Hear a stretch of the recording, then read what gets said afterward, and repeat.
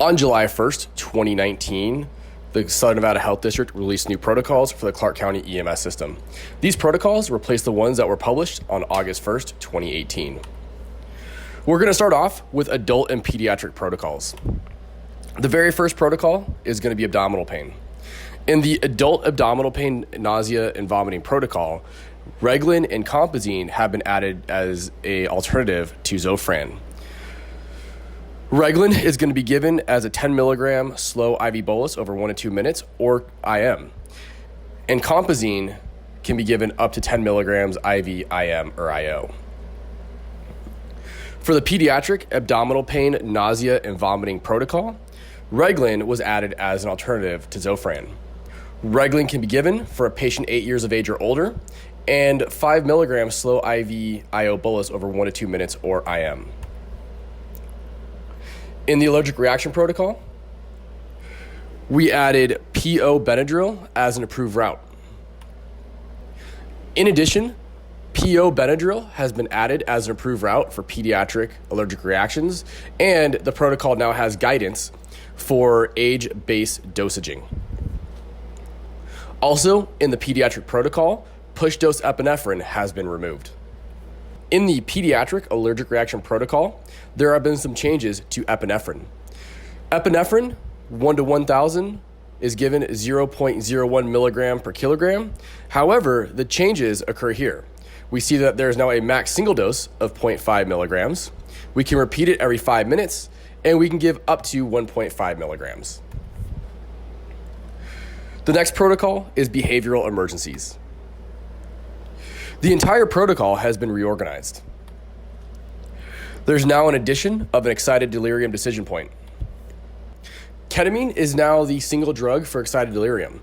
Ketamine is given 2 milligrams, given IO or IV, or 2 to 4 milligrams per kilogram IM. The next protocol is the burn protocol. The Parkland burn formula has been removed from the protocol, and we have adopted standard IV fluid boluses. If further IV fluid boluses are given, please contact medical control. For the pediatric burn protocol, the Parkland burn formula has been removed, and we have adopted standard IV fluid boluses. For a child age 13 years of age and older, we're going to give a 500 cc fluid bolus. For a child between 6 to 12 years of age, we're going to administer 250 cc normal saline bolus, and anybody less than 5 years of age is going to receive a 125 milliliter fluid bolus. In addition, if further fluid boluses are needed, we're going to go ahead and contact medical control. The burn center criteria has been updated to meet the current American Burn Association and UMC Burn Center criteria. There has been a pearl that has been added to elevate circumferential burns on extremities. The next protocol is the chest pain and ACS protocol. We see here that Reglan and Compazine have been added as an alternative to Zofran. In the pain management protocol, we have also added Reglan and Compazine as an alternative to Zofran. In the pain management pediatric protocol, only Reglan has been added as an alternative to Zofran. Reglan is going to be given 1 to 2 milligrams IV or IO or IM. The next protocol is the shock protocol. In the pediatric shock protocol, push-dose epi has been removed. The next protocol is the STEMI protocol. In the STEMI protocol, Reglan and Compazine have been added as an alternative to Zofran. Next up, we're moving on to our operations protocols. The first operations protocol is the public intoxication protocol. In addition to WestCare, Crossroads of Southern Nevada has been added as a approved location for public intoxication destination. The next operations protocol is the PreHospital death determination protocol. In the PreHospital death determination protocol, we have added an obvious sign of death. What has been added is functional separation from the body of the heart, brain, or lungs. In addition, there has been a presumptive sign added to the PreHospital death determination protocol. For non-traumatic arrests, asystole in at least 2 leads, or a no-shock advised prompt from the AED is part of our presumptive signs of death. And in the pre-hospital death determination protocol, we have removed the wording of any degree from dependent lividity. Further, in the conclusive signs of death, we have removed conclusive sign of death 3, which included massive trauma to the head, neck, or chest with visible organ destruction. Once again, this has been removed from the conclusive signs of death. The next operations protocol is termination of resuscitation. Some redundant language was deleted from section 1. Now the protocol reads, licensed EMS personnel are not obligated to continue resuscitation efforts that have been started by other persons at the scene if the patient meets the criteria listed in the pre-hospital death determination protocol. This includes telephone CPR initiated by emergency medical dispatchers. In section 2, some new language was added. It now reads, resuscitation should be terminated or not initiated if a valid DNR pulse or physician written order is approved without telemetry contact.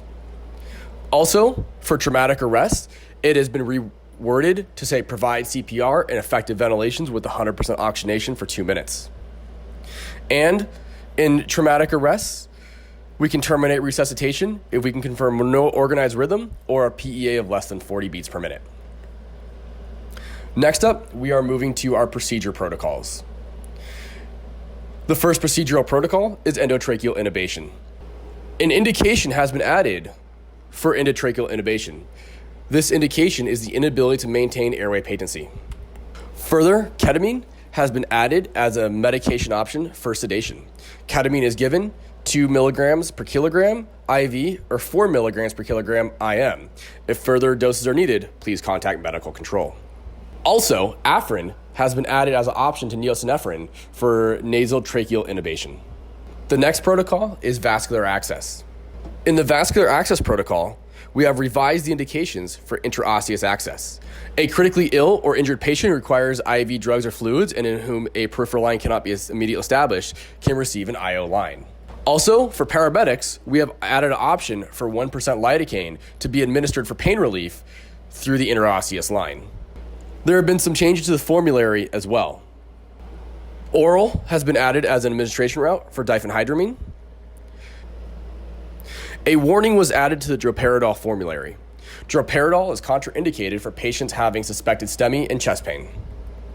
Also, droperidol has been removed from the following protocols: the chest pain non-traumatic and suspected ACS STEMI protocols. Lidocaine has been added to the formulary, and this is related to the vascular access protocol for use in intraosseous access section. Afrin has been added to the nasal tracheal intubation protocol as an option neosynephrine. Compazine has now been added to the formulary. It has been added as an alternative medication to Zofran. It is applied in the following protocols: abdominal flank pain, chest pain non-traumatic and suspected ACS, pain management, and STEMI. Appendix D. Page D2 is the addition of alternate destination protocol locations. This includes the addition of Crossroads of Southern Nevada as a public intoxication destination and the change of St. Rose de Lima to a remote outpatient ED alternate destination facility. Appendix E has also been added. Appendix E is our mass casualty incident protocol.